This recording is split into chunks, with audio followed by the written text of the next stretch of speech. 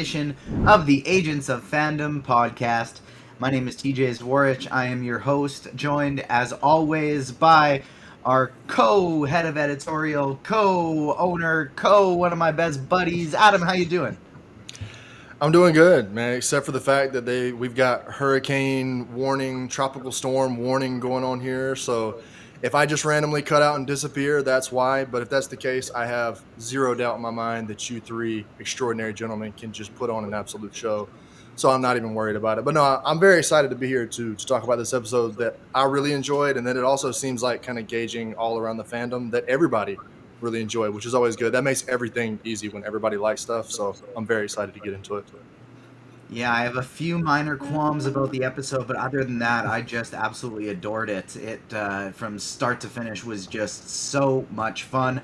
Talking some Ahsoka today, of course, episode 3 of Ahsoka. Each week we're going to be diving in on the episode that drops every Tuesday evening.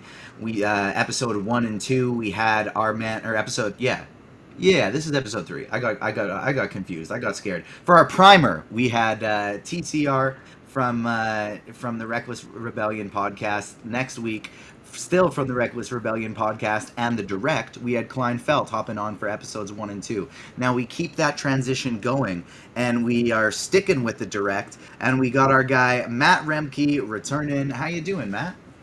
Oh, TJ, it's one of those days when you work in sports gambling, as I'm sure you know, the weeks leading up to football is like the weeks leading up to finals in college. It's not a lot of sleep, it's a lot of caffeine, but I'm happy that you brought us on today at 5 o'clock Pacific Standard so I can have this nice Irish apple juice on the rocks to help walk me through an incredible episode of Star Wars that the word qualm should not be spoken in the first 3 minutes of a podcast about. You know what I mean? I'm coming in spicy today, TJ. That's how I'm doing. All right? I'm very excited to talk about this episode. 4 straight white guys talking about a show about 3 badass women. We're gonna do this again.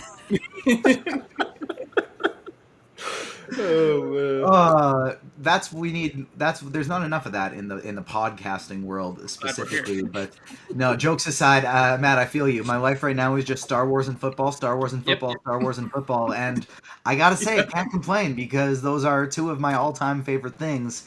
Next guest, we have one of our fellow agents, a regular on the pod, host of the 24 Minutes of A24 podcast, Ethan Simi. How you doing? What's up, gentlemen? Glad to be here. Glad to be talking Ahsoka. I can already tell you I am the coldest on this episode, so things might get a little dicey. Things might get a little wild. But personally, I'm feeling great. We got a trailer for Saltburn today. We got a trailer for The Killer yesterday. We got a trailer for Ferrari today. Cinema is so back, baby. So I'm loving it. Make sure you check out Ethan's podcast where he breaks down a bunch of great films from A24 as well as a bunch of films that you're never going to have heard of.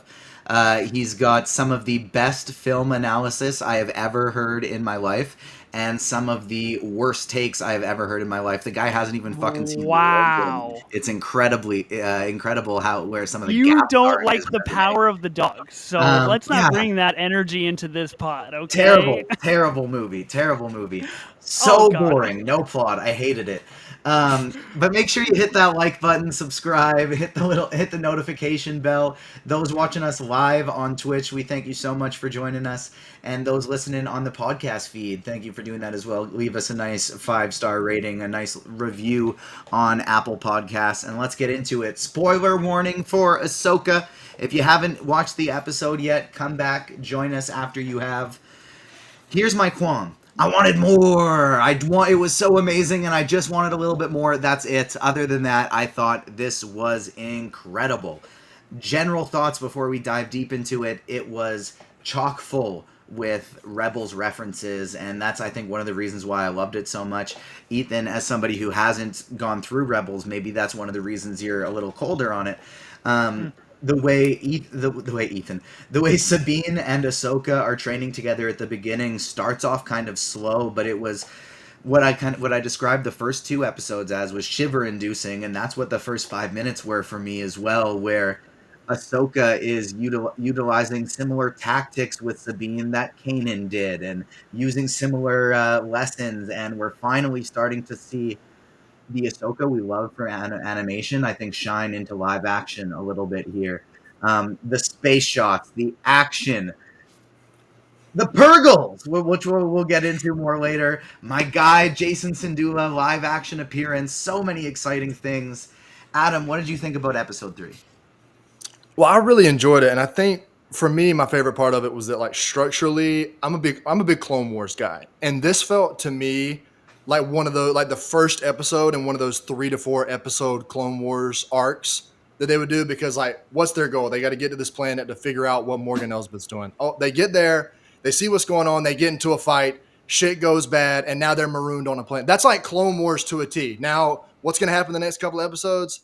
Some shit and some shenanigans are going to go down on the planet with Balin Skull and Shin Hati and stuff. So it's like we're probably in for a little 2 to 3 episode arc here, which is like, I'm with you. I think all you guys in the sense that, like, I wanted more. I was really sad when this episode kind of came to a close so quick, but I don't know. I really, really enjoyed it. My only quarrel, and I'm sure Ethan's going to get into this a little bit, is that, like, I can see where people that haven't seen Rebels, like, how this can be kind of tough to latch onto, people that aren't familiar with the characters, because they're really relying on this, like, mythos, this legend behind these characters like Thrawn and Ezra and the Purgle. So, like, when we see them or hear their names, it's like, ooh, like this spooky. But then I'm like, for people that don't know these characters, they're just like, wait, why should I care about these characters that they keep mentioning that everybody's freaking out about? So, like, that's not how I feel, given that I've watched my way through Rebels, but I do get it. But overall, for me personally, I absolutely love this episode. I wish it would have been 10, 15, 20 minutes longer,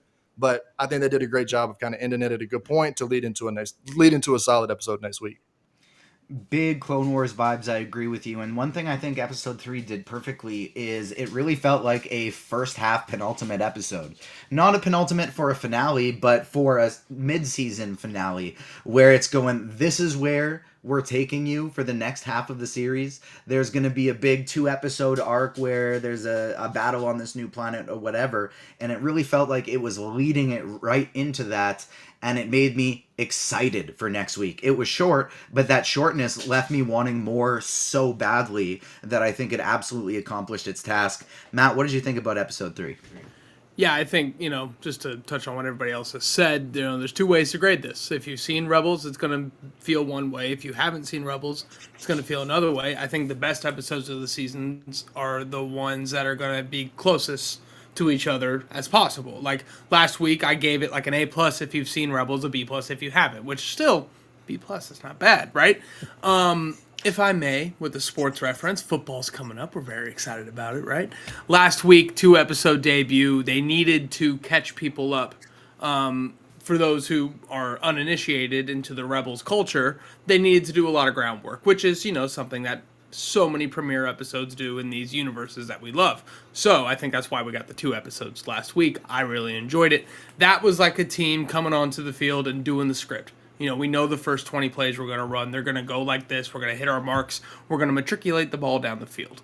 And I think that's what they did last week, and I really enjoyed it. This week, I feel they addressed a lot of the pacing issues that people had last week, and they showed they can speed it up. We can run that 2-minute offense. We can have those big play moments throughout the episode, but still, when needed, with the training sequence, with the back and forth about, being a Jedi and all that different stuff, they could check the ball down, slow it down when they need to, speed it up when they need to. I liked the pacing here. I like the Clone Wars vibes. Like, there are some shots in this episode that are straight out of a Clone Wars episode. Like, it's so just 100% the exact same thing. But I just love the path they're going down with Sabine and Ahsoka. I have all of these theories to, like, the meaning behind all of it, and it's the cool kind of theory where it's not dependent on what's going to come next. It's dependent on what I feel like their motivations are behind everything. And Ahsoka is the best vehicle for what I think they're doing, and I can't wait for more of it. Also, I've decided I'm making a proclamation. I'm the fandom historian, in these parts. White lightsabers are the coolest thing Star Wars has ever done. White lightsabers over every other thing Star Wars has ever done. It's just cool. It's the definition of cool. And when you have two of them, I had a buddy who's never seen Rebels yesterday. He was like, "Is one of them shorter than the other?" Yeah. Well, why is that? They don't tell you. Who cares? It's awesome. The way she holds it behind her head, I never know why it's there, but it comes out at the perfect time, and it's just incredible. No, It's so cool. Every time I play through Jedi Fallen Order, Jedi Survivor, I stick with white, no matter what. You have all these different options of colors. I always stick with white because it's so damn cool. Ethan, talk to me about your feelings on this episode.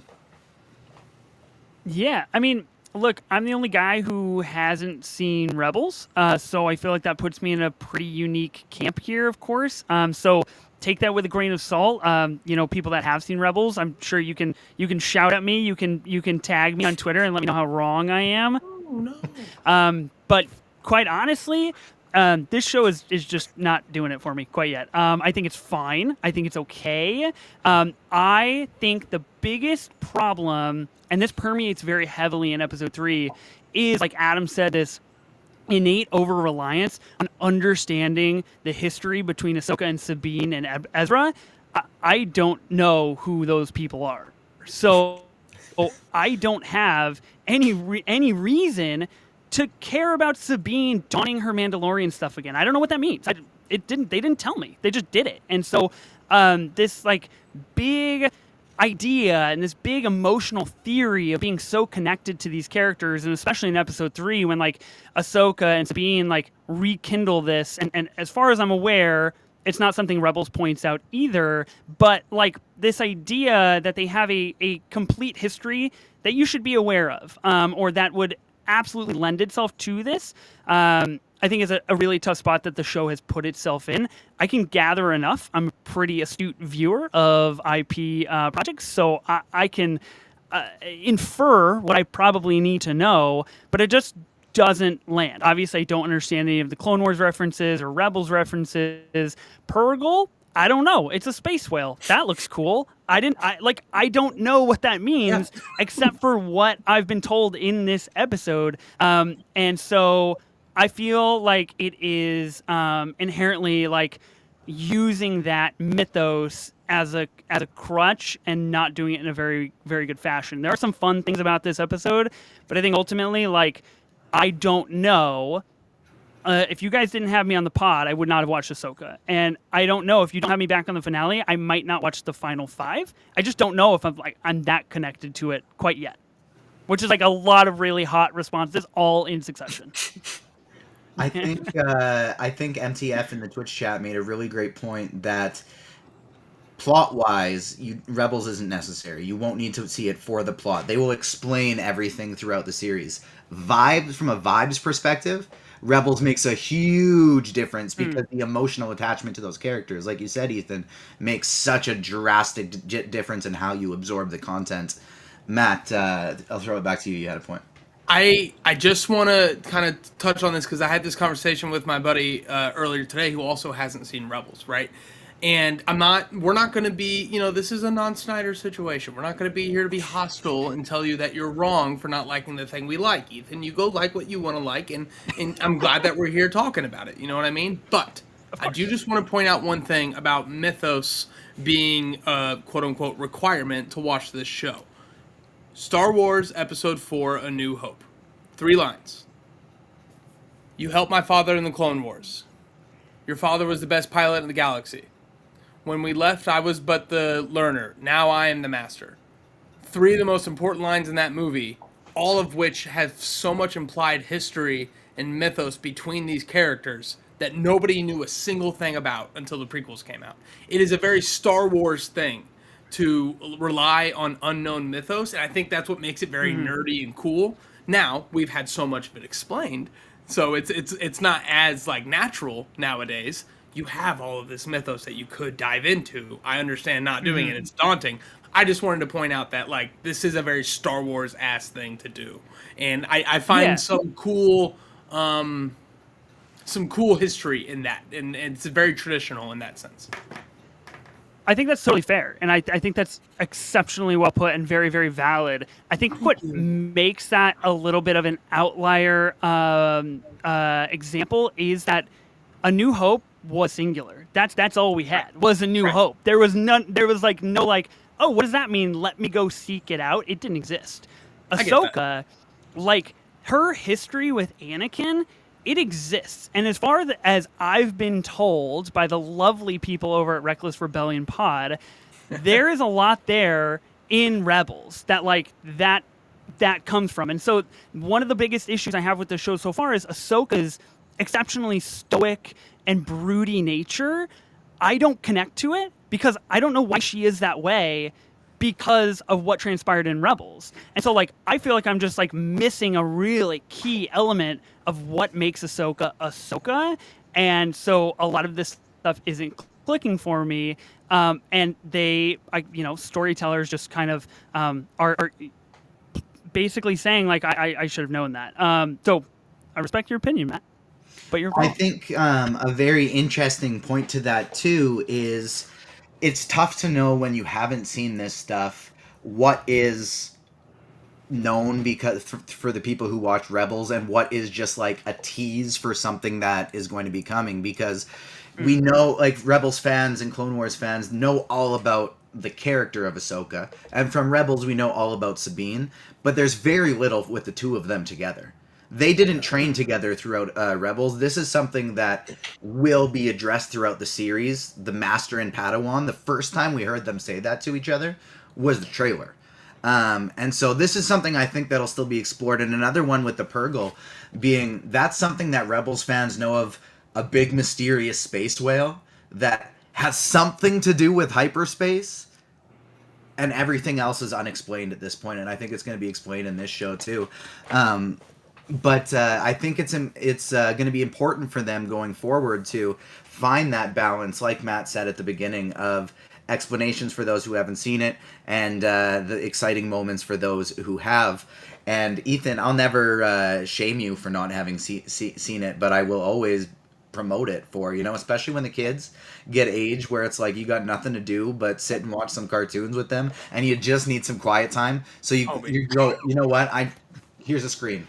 Here's a screen because please, I can't do this anymore. And so you put on some Rebels. It's the perfect time. Look, End of season 2 we have is like the best Star Wars content that exists. Okay, that duly noted. I do. My children do watch Young Jedi like pretty regularly, so I am putting Star Wars content in front of them. And of course, they have seen bits and pieces of Empire Strikes Back. They're still quite young, but I understand the importance. And hopefully, as they grow, that's a journey we can share together. And then maybe we get to experience Rebels for the first time together, and then it makes Ahsoka all the more special. But I'm here to play the hater role, so I'll fulfill. A couple weeks ago, we had Damon and Layla on, and we did a Star Wars draft where we drafted our own Rebel teams. And Adam, you drafted one Kanan Jarrus as a part of your team. And I felt that especially in the first part of this episode, and really leading into the second episode, because we meet his son for the first time in live action, but I felt Kanan's fingerprints all over this episode without his name being mentioned one time. For those who don't know, those haven't seen Rebels, Kanan Jarrus was the Jedi Master for Ezra Bridger, the Padawan who is now long lost, a hero from the war that we're still waiting to find. All we know about him at this point is he's probably somewhere with Thrawn. But from the way she was training with the wooden saber from the first time she trained with Kanan to the blindfolds being on, I felt Kanan's teaching very heavily in Ahsoka and Sabine's training, Adam. Yeah, I mean, I felt it too, and I think they did a good job kind of getting back to with the Ahsoka and Sabine relationship. What we know, how we know Ahsoka to behave in these situations, based on what we've seen. Like, I know we've been talking about, there's like a lot of stuff we haven't seen all about through the Empire. We have no idea what all she's been going through in the last 5, 10, however many years it's been. So I know we can't expect her to be the exact same character at the very end of Rebels because she's going through a lot. But in the last few episodes, I was worried with how she was acting towards Sabine, because I'm like, this does not seem like Ahsoka. She's acting much more like this rigid, dogmatic Jedi to her in her training. And I'm like, Ahsoka knows better than this. She knows the best way to teach somebody is not this. Just like Anakin taught her and Kanan taught Ezra. There are better ways to do this. If you're willing to step outside of that mold. And that's what she does in this episode, and that's why it works so incredibly well. And one thing I want to circle back just a little bit to what you guys were talking about earlier with their specific relationship. I think when they're writing this show, because like obviously, like you guys said, they had Sabine and Ahsoka have this pre-existing relationship. They tried this Master and Padawan thing before, and it didn't work. And that's not in Rebels. I don't really know when exactly that happened. But like, I think when they're writing it, I guess that was their kind of like connecting factor for those of us that have watched Rebels and haven't. They're like, oh, okay, well, we can do this because then the people that have seen it and haven't seen it, like they'll both be curious about the Ahsoka and Sabine relationship. But like, even I feel like that doesn't really work because like we're more willing to be patient because we have so much more like backstory with all of these characters. But I can understand like Ethan saying, somebody in that perspective just being like not knowing anything about this and also not knowing anything about the characters. Like even though you guys don't know it too, like that seems like that would be like just trying to put myself in that situation seems like it would be frustrating. But now I really did enjoy just to kind of bring everything back. I did enjoy their particular dynamic much more than I did in the previous episodes. And I think given that the two of them are going to be like the central focus, I imagine, of the rest of the series, I'm glad they kind of got that back on track. I really enjoyed their pairing. Before we move on to talking more about Jason and Hera, Chop, and the rest of the Rebels crew, I do want to focus a little bit more on Ahsoka. And apologies, Ethan, I'm going to skip you on this one because it references like a comparison to the animated stuff. But it focuses on your specific point of, I don't know why Ahsoka is this stoic. And that's something that has taken me aback as well when I've been watching this. Because obviously, like you said, I can infer that like in addition to the Rebels and the Clone Wars stuff, she's probably been through a shitload in the last 10 years trying to establish order, and she is colder because of this. But one of the things that, and I didn't know if this was partially a Rosario Dawson thing or if it was strictly a writing thing, but to me this episode, the way they have shown glimpses of the animated Ahsoka to me in this episode showed, well, no, this was a purposeful writing thing because it's going to be her arc is similar to Obi-Wan Kenobi's. With him it was he separated himself from the Force. That's not the case for her, but with him it was I'm broken, and with her it's similar. And just seeing that happy, joyful, great teacher Ahsoka coming out was exciting to see because I want to talk about like Ahsoka the Jedi versus Ahsoka the teacher. From what we've seen as Ahsoka the teacher so far, not great. Until this episode, really not great. Ahsoka the Jedi, the reason she's my favorite character in all of Star Wars is because I think she is the greatest Jedi in post High Republic Star Wars, because I don't know enough about that, because she was able to see the hypocrisy of the Jedi Order and say it's not about this institutional bullshit, it's not about all of your rules, it's about people being on the light side, being on the good side. Is about protecting people, doing the right thing, not worrying about how it's going to look, about doing what's right to help other people. And you see that Ahsoka come out in this episode when she talks about the failings of the Jedi Order. And Huyang was a very important part in this episode because outside of being comedic relief, his harsh truth telling to Sabine made Ahsoka realize, damn, is that how I've been sounding too? Like, is that how I've been treating her? That's not being a very good teacher. Like, that's not how we're going to get things done. Even if I feel disappointed in her, me telling her that all the time isn't going to accomplish our goals. I got to build her up and not constantly put her down. And so, Adam, I want to kind of see your take on like how you think of, we've always regarded Ahsoka the Jedi so highly. How did Ahsoka the teacher, how do you think she's been doing? And do you agree? Do you feel similarly that like we saw Clone Wars Ahsoka in this episode? Yeah. Oh, well, kind of like I said, I do think she's really getting back to those roots. Like I think you hit on it perfectly. Like seeing Huyang kind of be very, like, I don't really know the right word, just kind of like an asshole to her, to be honest. And then like being like you said, being like, wait, is that how I've been acting? Like I think Ahsoka really needed that to kind of get like a sense of perspective. And truthfully, I think that will also, I know we're probably going to talk about Sabine a little bit, but I just want to say, I think for Sabine, that's going to work really well for her. Like I think all like teacher-student relationships can kind of benefit from like a good cop, bad cop in this scenario, like having Hu Yang to be really, really hard on her and to push her, and then having Ahsoka to kind of be that softer presence to fall back on, like that comforting, but like still ultimately at the end of the day, like teaching her this stuff. But no, I mean, considering like in the larger scope of it, we've got 8 episodes like so far, and 2 really just like the one because they didn't really get together and start doing the teaching until like episode 2. So they've been kind of working as a pair for 2 episodes. She didn't do great in episode 2. She's doing much better in episode 3. So I think looking at it from that scale, she's on a great trajectory. I mean, if she comes through this season, it's like, yeah, she had 1 bad episode as a teacher and 6 great ones. Yeah, I think we could easily see something like that because that's the Ahsoka that we know. She's been through all of this stuff like enough as many times to know like that's not how you teach people to like, because I mean she saw it fail. She is like the perfect definition. She's seen this stuff fail. She knows what works and what doesn't, and she's incredibly smart. So I think I have no doubt that she's going to turn this around and end up by the end of the series being viewed as a great teacher. And yeah, I mean I think she's on a great track so far.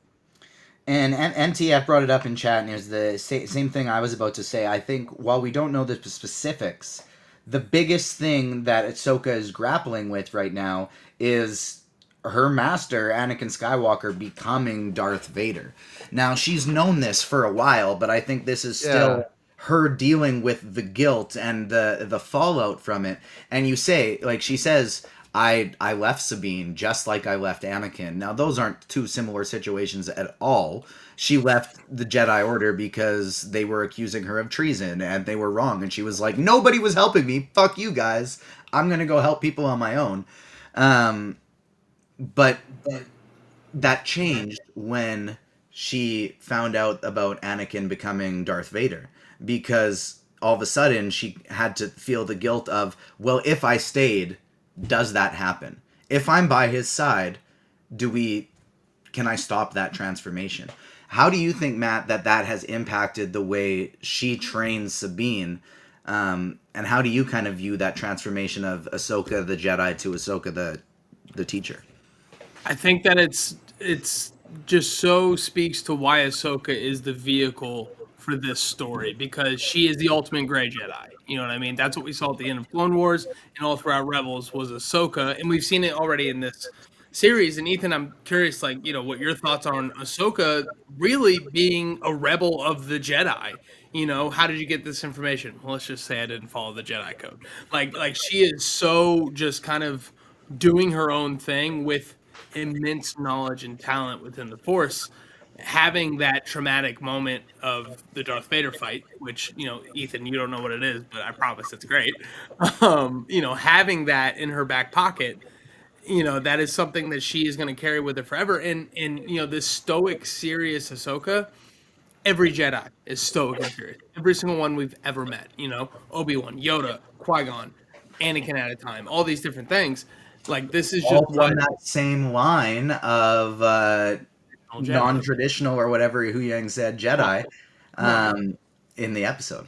Yeah, and so Ahsoka is not only grappling with her past, but also grappling with, like, how do I uniquely train this unique Padawan, which, for those who don't realize, she's taking a Mandalorian, a very important Mandalorian, and trying to make her a Jedi. This is something that is so taboo. We learned in Mando 3 how taboo Jedi-Mando relations are. You can't be both because you need to start young training to be both. Ahsoka is attempting that because she is the FU Jedi. And she's going to do what she wants and what she feels is best. So I love, this episode showing that she is figuring it out as she goes along with a friend as well. In that moment where Sabine's on the back gun, what do they call it, tail gun or whatever? Yeah. Which Star Wars at the guns at the back, come on, always cool, never not cool. But that moment where she finally is like, okay, Sabine, what do you need? You know what I mean? What do you need me to do? Not. You know what it reminded me of? A little movie called Avengers in 2012, when Hawkeye tells Iron Man, "Hey, these guys can't bank for shit," and Iron Man takes a couple hard rights and lefts, and they blow it up. And then Tony has this amazing line, "Oh, thanks. What else you got?" Well, Thor's fighting a battalion on 6, and he didn't invite me. That scene in that movie really reminded me of the scene where Ahsoka finally let Sabine call the shots for a little bit, because who's the better military person in this situation. It's Sabine Wren. So I love showing Ahsoka's growth in here as a teacher and letting her be vulnerable for a few scenes. But also, as soon as she's vulnerable, I'm gonna be the biggest badass in the world and hop outside on the wing and do some Clone Wars shit. Like it's just such an awesome dynamic that they have. And Ahsoka, for those who know her intimately, is the perfect person to be doing these risky, bold things. And I just think that her past is definitely influencing it, but more than anything, she is paving her own Jedi way moving forward because that's what she's always done. The ultimate great Jedi, guys. Like she's owning that shit, and it's awesome. Bad bitch stuff. I got shivers thinking about kind of the future of Star Wars when you mentioned how why was Ahsoka the chosen vehicle to tell this story. And it's the perfect time as well because you view all of Star Wars media and where the future of the Jedi is going. All the different stories they're telling right now, they're not all one for one comparisons. They all have their own very unique stories, but the one constant is straying from the typical Jedi way. We see in The Last Jedi where Luke has finally admitted the Jedi way is wrong. We did it. We screwed up. We did it wrong. I did it again after they did it the first time. And how does The Rise of Skywalker end? With Rey with her yellow lightsabers doing something totally different on the future. And she's going to be starting a new Jedi Order sometime in the future with this new movie. The other, we have Ahsoka, like Matt mentioned. Her whole thing was the Jedi Order do things wrong. I'm still on the side of the light. I am not embracing the darkness in any ways, but I'm saying fuck their rules. Their rules are stupid, and they are hindering me from doing the proper thing and embracing the light to the fullest. You see Ezra Bridger, who throughout Rebels was the rebel of the rebels. He was the one always breaking the rules. He was so hard to like at the beginning because of how often he was breaking the rules without knowing what he was doing.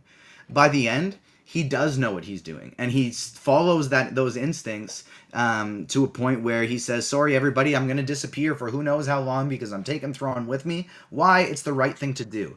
And we have seen, it's so interesting to think about him trapped with a sinister force like Thrawn. Why? Because throughout Ezra's journey in Rebels, he was almost seduced by the dark side many times. So similarly to Anakin, where someone on the dark side of the Force is trying to seduce him by saying, I will be your mentor, I will grant you power, I can give you all the things that you've always wanted. His was Darth Maul instead of Darth Sidious. But between that and the Sith holocron and just all of Ezra's pain, the dark side almost seduced him there so many times. Cal Kestis, not necessarily seduced by the dark side from a master in the same way that Ezra was, but channeling the power of the dark side to fight battles. Because why? Because it makes him strong as hell.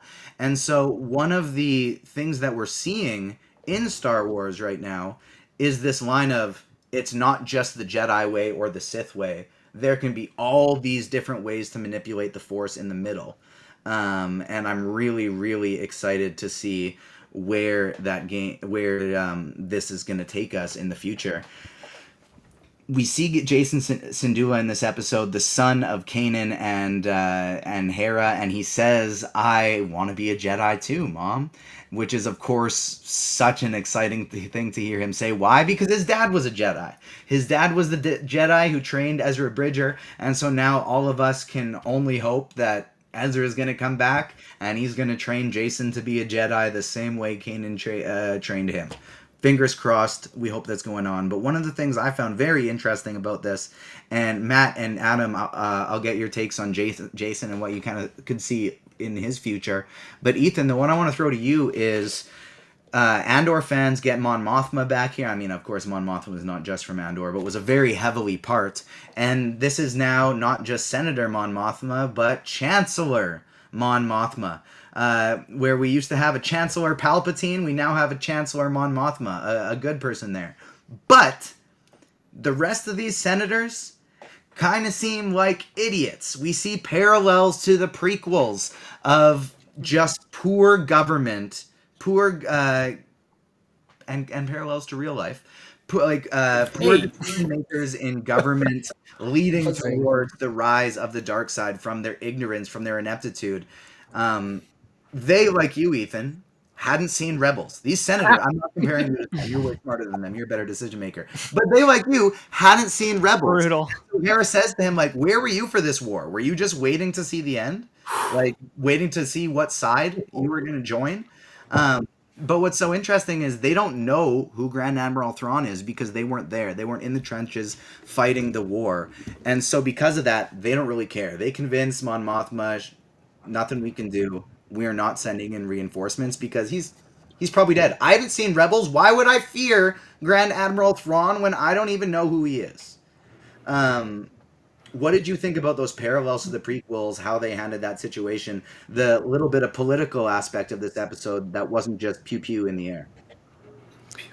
I think this is the best scene of the episode, if not one of the best scenes of the series so far, to be honest. It instills a sense of not everybody feels the way Ahsoka and Sabine and Hera do. And that comes from the top, which is really electrifying because I do think obviously Star Wars has a really storied history with politics, and I think that's what it does get right when it does it, especially in modern day Star Wars. So to see that was exciting. I think one of the reasons, and from my standpoint to what I said earlier about like this I unfortunately exceptionally overplayed, broody, stoic Jedi, gray Jedi nature that we get in every single Star Wars property, is the fact that Hera cares. So she shows a little bit of emotion. And this is the first time we see one of our main characters get a little fired up and get a little riled at what is being said, and they need to stand up for what they believe in, and they kind of give it back a little bit. So I appreciated that from Hera. I think that is the type of emotion and flow that I'm wanting more out of in this series so far. And I think that scene did a really good job with it. And I hope that we continue to see more scenes like that. But yeah, I liked the scene quite a lot. We one of the things that I love about this series with Hera so far is in snippets and throughout Rebels, we get to see her being more and more confident in her leadership. She's always confident with the Ghost Crew. She's always confident when she's flying. As her rank grows, as her experience grows, that confidence extends to the other aspects of her life as well. And we see that in full effect in Rebels. The way she claps back at the senator. The way she claps back at the guy in episode 2 when he's like, sorry, you don't have the right credentials. And she's like, want to bet? Want to bet? Just top tier stuff. I absolutely love her so much. Matt, what did you think about the Galactic's New Republic Senate scene, but also that leading into us seeing Jason Syndulla in live action for the first time? I got the vibe he's not really going to be much a part of this series at all, but I feel very strongly the end of it is going to be a big tease with his future and where that's going to come, whether it be a movie, a TV show, an animated thing, whatever. I think that's going to be an end of this series tease. There's two people in this world I don't trust. It's people who don't sing in the car. Don't trust you. And people who don't have a crush on General Hera Syndulla. Like, she's the hottest Star Wars character of all time. She's so badass just talking. And it's amazing to see the Andorness shine through in this show, because I think that this is really tying in this Disney Plus era of Star Wars in such a cool way, because we're getting the politics of Andor, we're getting the inquisitorness of Obi-Wan, we're getting the what it means to be a Mandalorian of Mandalorian, but with a Jedi spin and all of these different things. When's Book of Boba Fett going to show up? I don't know, but I think that they're doing such a good job tying in the tones of all of this new age Star Wars stuff in a big way. As far as Jason, I think that, I mean, who didn't get emotional when he showed up just because, we all miss our boy. But, I don't have much to say on Jason other than his green hair sucks, dude. It's bad. It doesn't look good. And it was distracting, if I'm being completely honest. Why is green hair in live action always look black in a way. Like I noticed it throughout Joker. Like it has like a black kind of vibe. And I know this isn't like the deep analytical emotional analysis you were looking for, TJ, but like the green hair's tough. Am I wrong? Like it's tough for sure. It's not a I'm great gonna look. be honest. I did not even notice it. Because you probably didn't even notice it was green because it looks black, but it is green. Weird. Matt, Aisha in chat wants to know what is your go-to song you sing in the car. My go-to song I sing in the car, Return of the Mac, of course. But also, I'm a huge fan of ABBA lately. So, Take a Chance on Me has really been on repeat. And, you know, if you change your mind, come on, it's good stuff. Also, the name of this episode, Time to Fly. Shout out to my favorite REO Speedwagon song, Time for Me to Fly. I sung that at an audition in 8th grade and got the lead role in a play. So, Time to Fly, shout out REO Speedwagon. Wow. That Very whole nice. story was a journey, and I love that for you, and I Oh. My appreciate life is a journey, Ethan. So many different turns, and I absolutely loved every single one of them. Adam, what did you think about the first appearance of Jason Sindula? And as a huge Andor fan yourself, what was your thoughts of the vibe with Hera meeting with Mon Mothma and the rest of the New Republic Galactic Senate? Well, I'm with Matt in that the Jason stuff was like really cool to see because you immediately get those like, oh man, that like it just hits you right in the feels because like 100%. you immediately recognize what it means. But like my mind didn't immediately start racing as to like what his roles could be going forward, all that kind of stuff. Right. It was just one of those moments where it was just kind of like felt like getting wrapped up in a warm blanket just for a second to get to see him. Now, as far for that senator scene, I mean, you guys have all already nailed everything absolutely perfectly, but like that was incredible, and the parallels there to like people, like the real world, to like people making decisions that don't know what it's like to be in these positions. Like the people that they're making the decisions for, I mean, just like she said, she's like, well, have you ever been in the war? No, you haven't. So it's like, how can you be telling me how to like fight this war and how to allocate my resources when like I've been doing this for as long as I've been like able to do it. Like as soon as I was old enough to fight, like I've been fighting. And it's just like, that's like the perfect example. I mean, like you guys have all said of like these real world parallels, because we see that here in the United States, particularly all the time, people making decisions that are just so far from qualified to be making decisions on those particular topics, really on any particular topics. But it was really nice to see Mon Mothma and all that stuff. I mean, that really was one of the best scenes in the show so far. It was great. And I hope they sprinkle in a little bit of that as we keep going too. I hope that's not just like an episode 3 tease. I hope we get a little more like that as we keep going too. Another small qualm for me of the episode is I would have liked a little more Hera, and that's where I think the extended runtime could have come in, is just like give me a little more Hera, Mon Mothma, give me a little more Chop, and because I enjoy all those things so much, and they were very, very quick, and so I do hope we get a lot of that throughout the rest of the series. Is Hera dealing with politics, and then by the end her saying, fuck these politics, I'm calling Zeb, I'm calling the rest of my crew, we're hopping in the Ghost, and we're gonna go help Sabine and Ahsoka.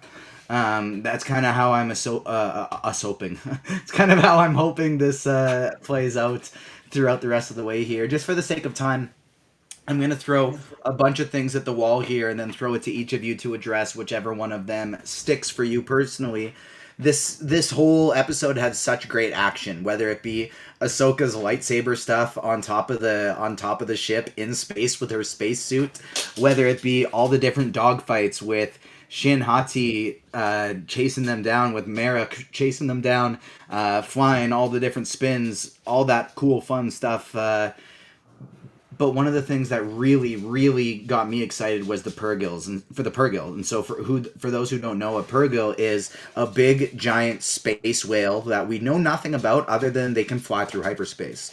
They fly through hyperspace lanes, and then at the end of Rebels, spoilers for Rebels, due to his ability to use the Force to connect with various creatures throughout the galaxy, Ezra was able to communicate with the Purrgil. I keep always adding the S at the end, but it's just Purrgil. There's no S, TJ. He goes with the Purrgil, taking Thrawn somewhere, who knows where, because they're flying through hyperspace, and we have no idea to what bounds they can go. In this episode, we find out from Huyang that in the Jedi archives, it states that they migrate in hyperspace lanes, potentially to other galaxies, not just one, but to another galaxy, which is, of course, what Ahsoka and Sabine find out that Morgan Elsbeth and her crew are building to go find Grand Admiral Thrawn. The one part about that whole scene that kind of stuck out to me, outside of the Ahsoka Sabine stuff, was I sensed some tension between Morgan Elsbeth and Shin. And so I'm curious if anybody else did as well, because I felt some tension there where I felt like Shin gave a little bit of like, yeah, I'm gonna get this done now because you tried to take over and you failed. I'm wondering if she's a little unhappy with the chain of command here, as her master is Baylan Skoll, and she doesn't want to be bossed around by Morgan a little bit. And that is kind of where that went. So before we kind of cover the last bits of this here, and another thing we didn't really talk about much was the whole, is Sabine force sensitive, is Sabine not force sensitive stuff, because they are still leaving the door open here for it to either be one, a bit of a case of the force exists within everyone. Maybe in the future we can see people like who aren't force sensitive, like Finn, like Sabine, don the role of the Jedi because it's going to mean a different thing in the future. Or maybe, due to her Mandalorian nature, she's stubborn, she's tightly wound, she's militant, and because of that, she's having a tough time being balanced and tapping into the Force. So she has this power, but she hasn't found a way to access it yet. All these different things packed into this little 36-minute episode that was so wildly fast-paced, and we haven't even gotten to talk about the rest. Everything after this is just basically theorizing. So I wanted to cover all of this in the breakdown portion. Adam, what kind of stood out for you for the rest of this episode here? Was it the crazy action? Was it what could lead to the Purgo? Or was it kind of the dynamic of our dark side users here? Well, I did, I sense a little bit of what you're saying with the Shin and Morgan Elsbeth stuff, but I don't know if that's the kind of thing that's going to be, deeply explored later. I was really just kind of getting vibes from her that she's like, you just sit on up there in your safe little tower. Like, I'll be out here doing all the fucking work. Like, I already love everything that we're seeing from Shin, because she just seems like she's just like ready to go like all the time. She'll just give shit to anybody except Baylan. It does seem like her and Baylan have a very tender relationship. I was a little sad to not see them together for at least, okay, not tender like that. Definitely not tender like that. What?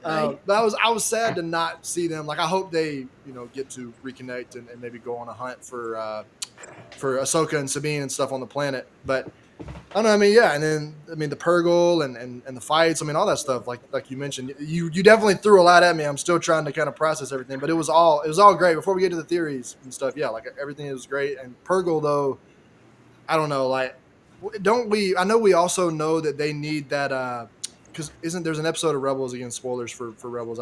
This isn't really a major spoiler, just a more minor episode spoiler, but they need some kind of fuel that's like that, like light blue stuff, to be able to go where they need to go. If I'm not mistaken, because like Ezra was saying, like, they can't go where they need to go unless they get whatever this stuff is. Yeah, it's called the Tesseract, and Okay. they get that. Yeah. Right. Yeah. See, I understood that. I'm with you on there, Matt. Yeah. See, now we got Ethan on board. Now we got Right. on board. Something that the Imperials were mining, and they thought the Purgo were just getting in their way for no reason, but it was actually sustenance for the Purgo. Such a good episode. Right. Yeah. Something like that. But I was like, wait, so does this stuff like exist on every planet, or like, do they just need like a small supply of it? That was one thing I was wondering. I was like, do they need a small supply of it from like one planet and then they're good for like 50 years? Or like, how is this all going to work? Like, I don't know. There's a lot of questions, but yeah, I'll pass it to somebody else because there's a lot to talk about. And I know you're trying to wrap this up, but yeah, I loved everything. I'm excited to get to the theories aspect. Carlos hadn't said shit in the Twitch chat the entire show, and then he says it's called space whale jizz. That's his first contribution in a long ass time. Right. But I lost my show. What did I get invited on to? We're talking about whale jizz? Yeah, whale jizz. Star Wars is just a cover, there's man. sperm We're not whale. serious people. We're not serious. Yeah. We're not serious people. Right. Can I say, TJ? I think for me, one of the most engaging aspects of this episode and where this series is headed is the hyperspace ring, and that idea. And what I do appreciate about Star Wars kind of going back to this well time and time again of like really digging deep on like there's some bad people and they're making something really big. And it's probably going to be really bad for the galaxy, and like that just always hits. That is always a big W in my book. Obviously, that is what drove a lot of the sequels, and drives a lot of things in Star Wars. So knowing that they're going back to this storytelling device, I think is really really smart, and it does work, especially in this situation. And for me, only barely knowing what the world between worlds is, and these and like barely knowing anything about that, I'm excited from my perspective, because then it means, oh, we're going to other galaxies? Star Wars is getting bigger? Like, this is kind of it's kind of exciting. It's also a little daunting. Like, are we ready for that? Is this IP? Is this where we want to go for shows? Like, are we sure? And this is a whole different aspect, but are we sure from like a Disney Plus and a numbers and a streamers and a consumer aspect? Like, do we want to get bigger? Is that the right move right now? And that's a whole different conversation.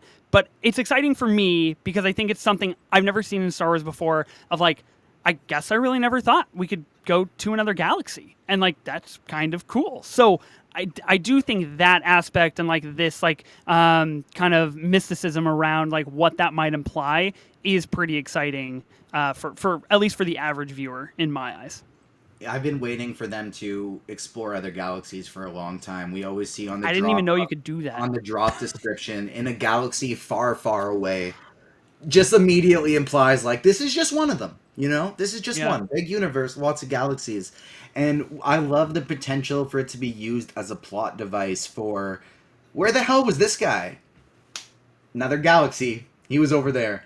And I think it just does things for them to bring in somebody like Cal Kestis from the video games into live action, have it be Cameron Monaghan, no matter what part of the timeline they throw him into, because they can just do, oh, when I was traveling back and forth from this galaxy to this galaxy, it put me through a time portal and I'm back a little bit earlier or later, whatever. That's why I still look this young and pretty, even though I'm technically 70 years old.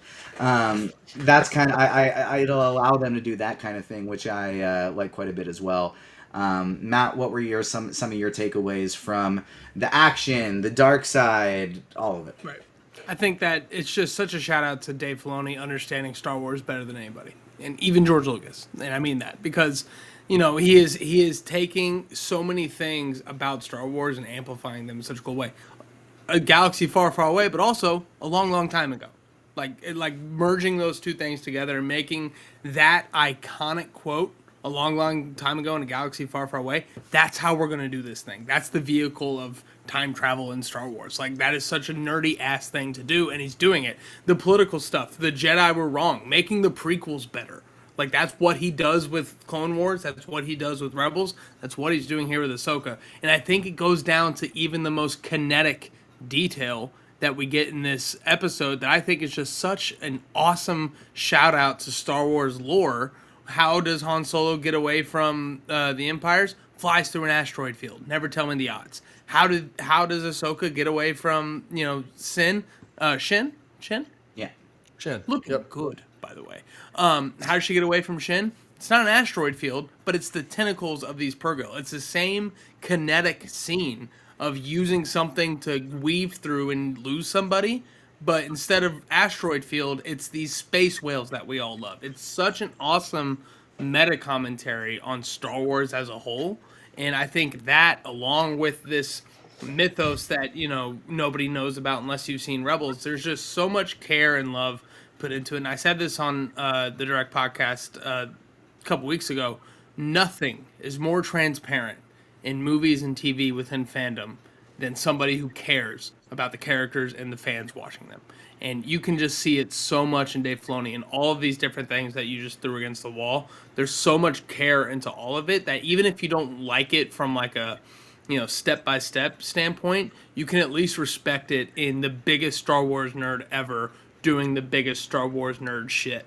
And I think it's just so awesome to see how many nods and just thematic tips to the cap that we see in Ahsoka, and I can't wait to see more of it.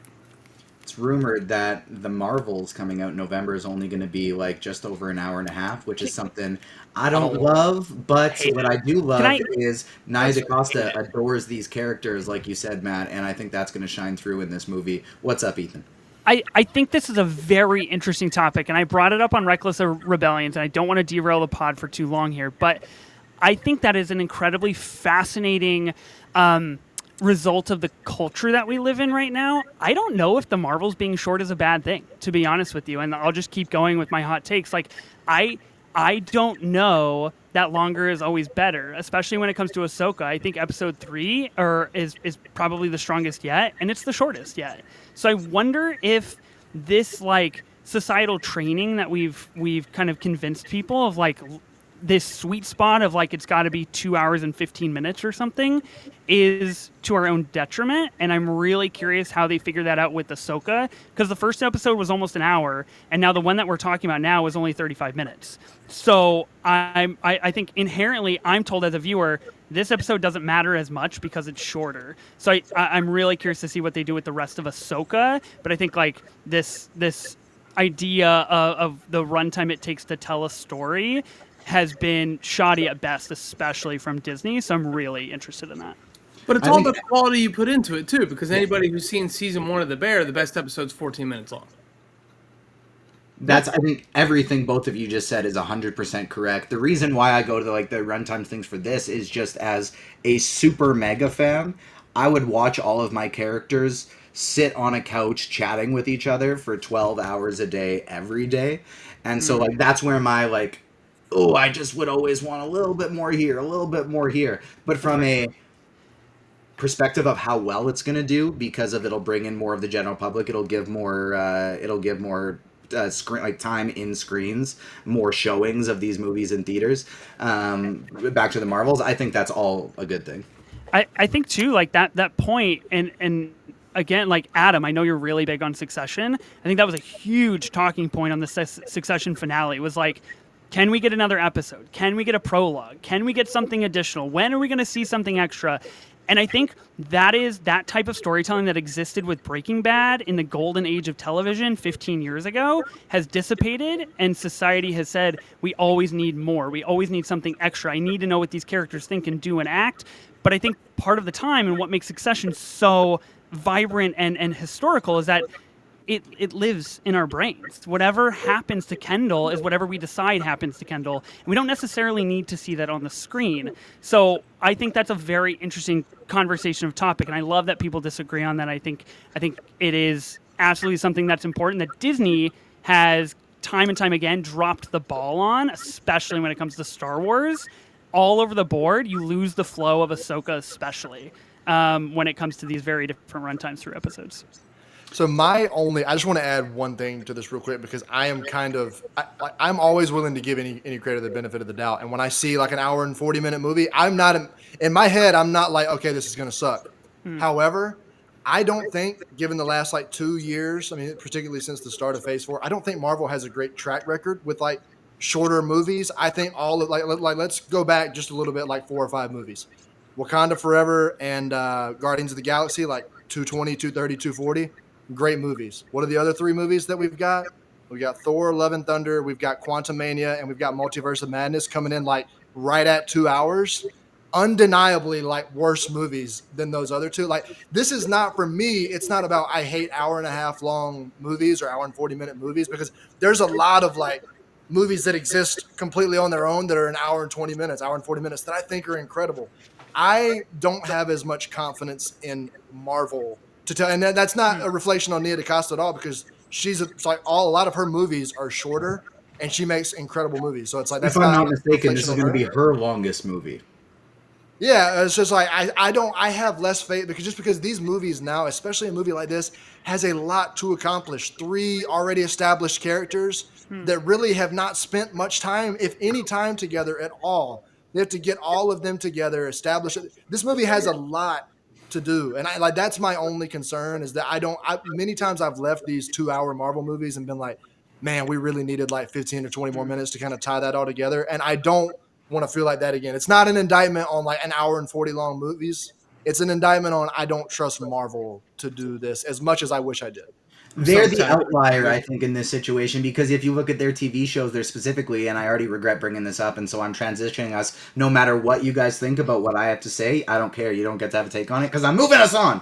But where Marvel has kind of screwed up with that is the 30-minute thing and sticking with that, like the consistency you mentioned, Ethan, I think is important. But 30 minutes and the shorter episodes work, except for when it's like a 6-episode limited series.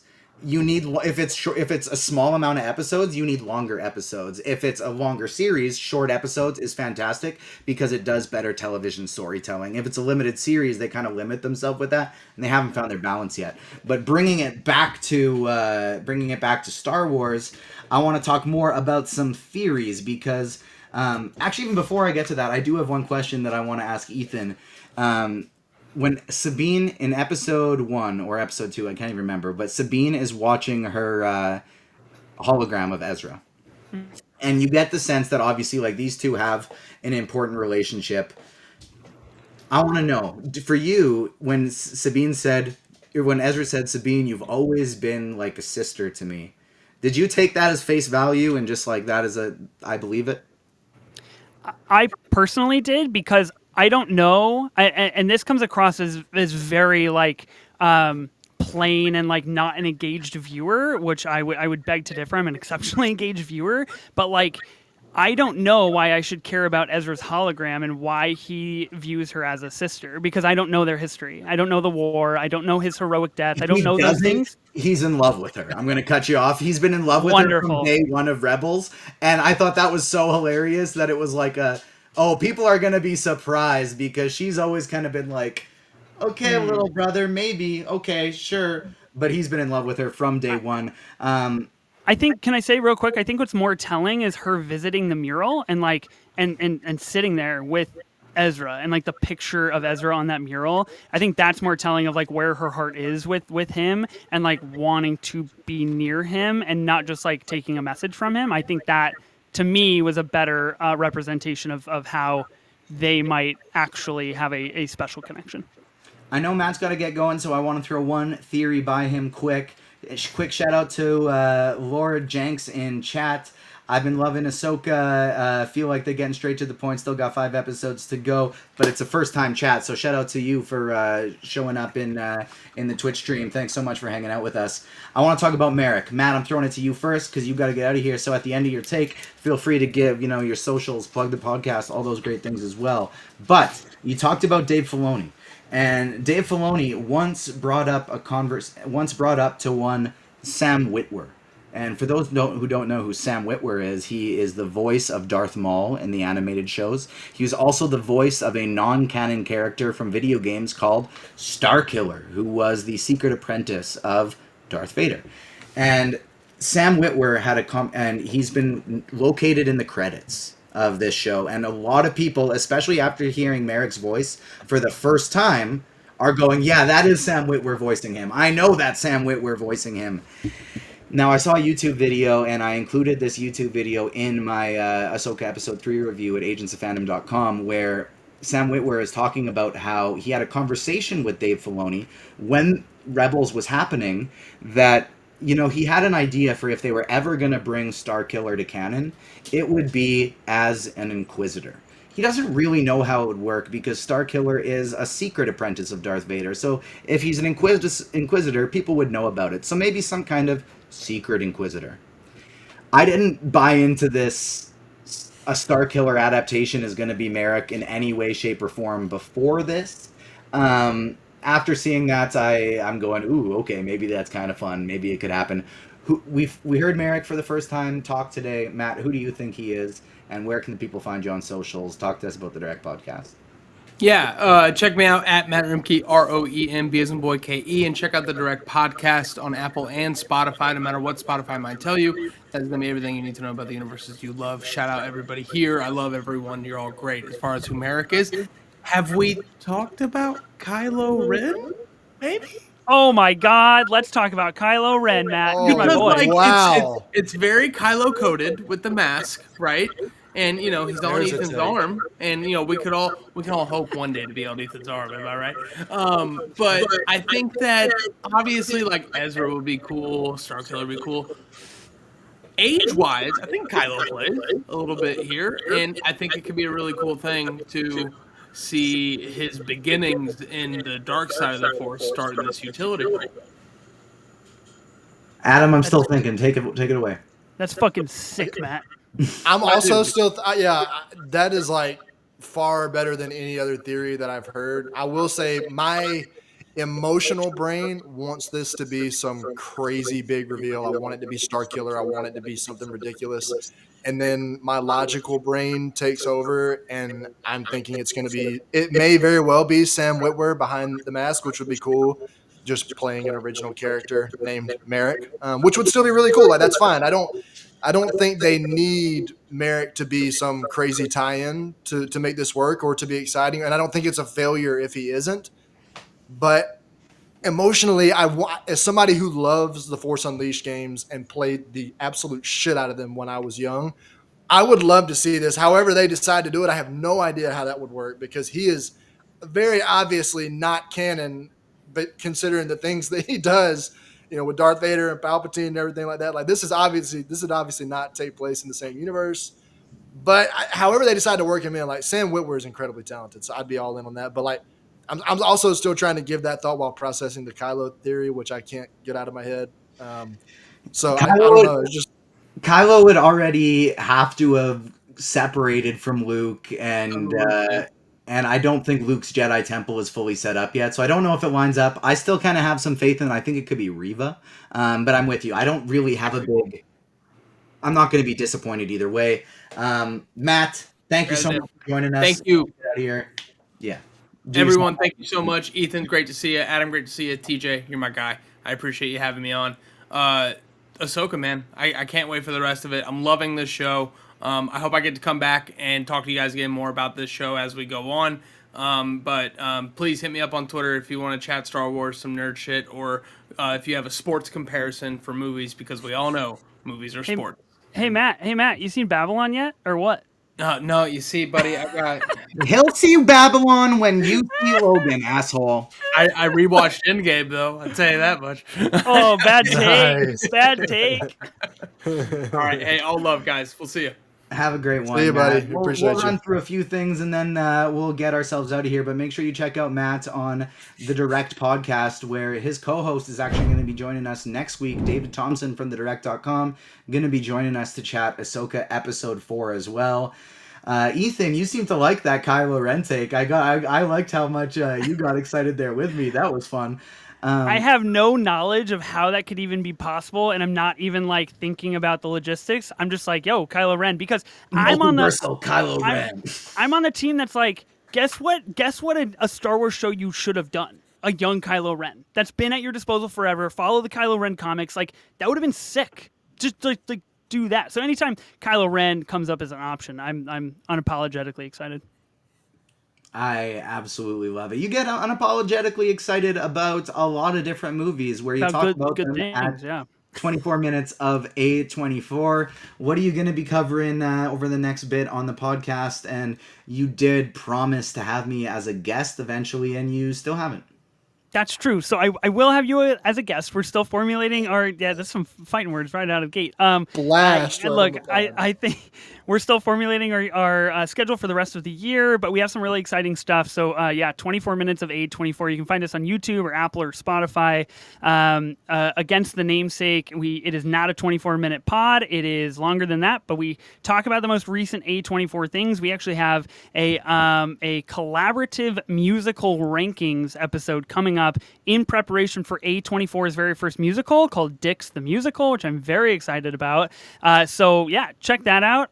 It's exceptionally fun, some really cool stuff, and we've actually had some really cool people on the podcast in the past. I talked to the composer of Midsommar, which was really, really fun. So go seek it out, go find it. It's a good pod. All right, absolutely. Check out 24 minutes of A24, and if I'm on it, check it out twice. If not, only check it out one time, because it's great. You have to watch The Power of the Dog before you come on the pod.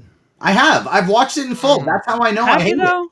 Yeah, Have you though? start to finish. I was just waiting for something to happen, and then just Waiting for something to nothing happen. happened. I'm It's not gonna just have this 3 conversation. hours of Benedict Cumberbatch being an asshole. That's all it is. But It's a bad take.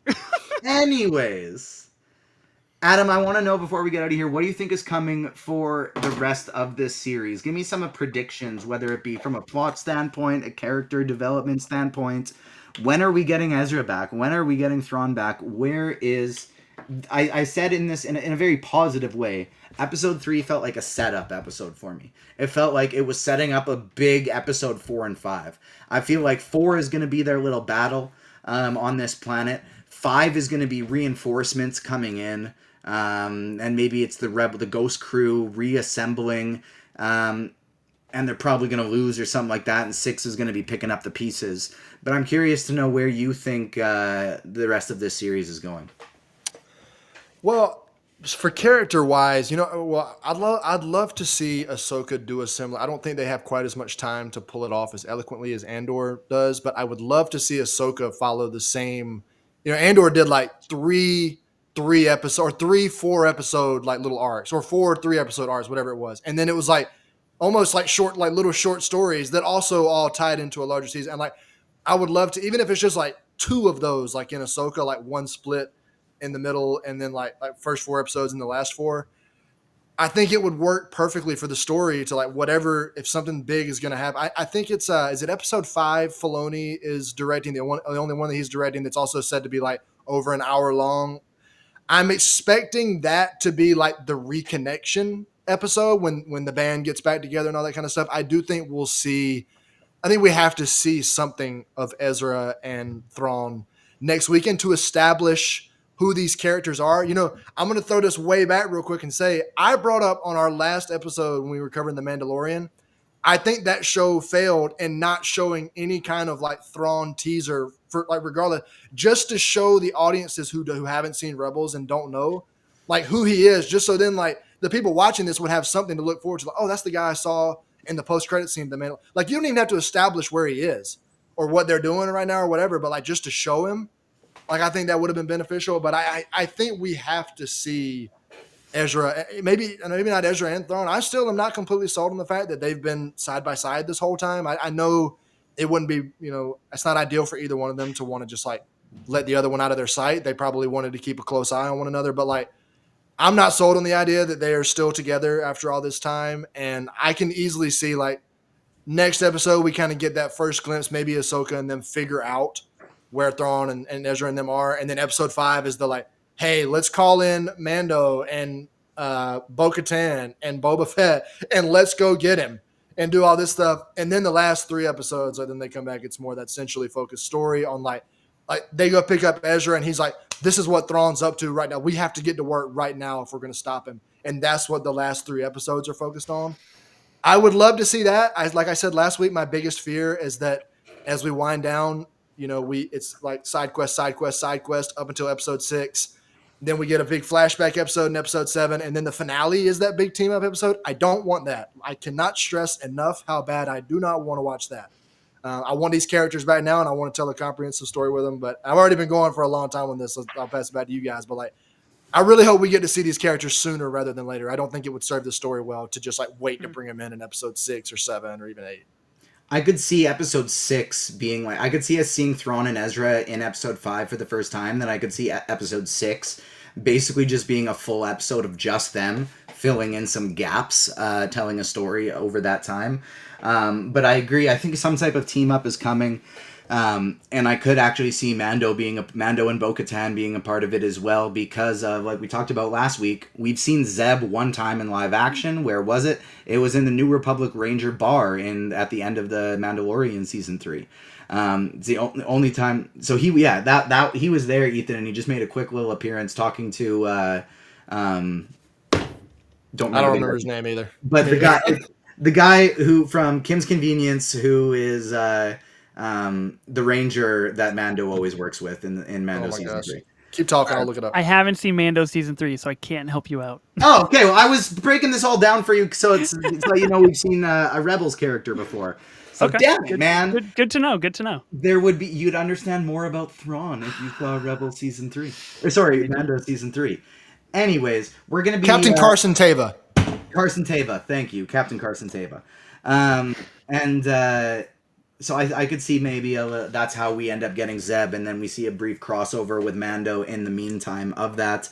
But we will see. There's still 5 more episodes of Ahsoka dropping every Tuesday at 5 p.m., 6 p.m. Pacific, 9 p.m. Eastern time. Loving the release date where so many people get to watch it at the same time, interact with each other on socials as it's going down. And we will be back next week breaking it down with David Thompson of thedirect.com live on Wednesday evening. And then it'll be on your podcast feeds the next day as well. If you're listening to us on YouTube, make sure to hit the like button, subscribe, hit that notification bell.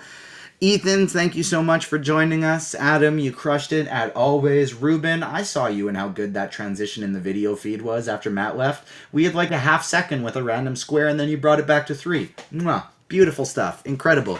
Shout out to Ruben behind the scenes. My name is TJ's Works. Thank you so much to everyone for tuning in with us, and we will see you next week talking more Ahsoka. Peace.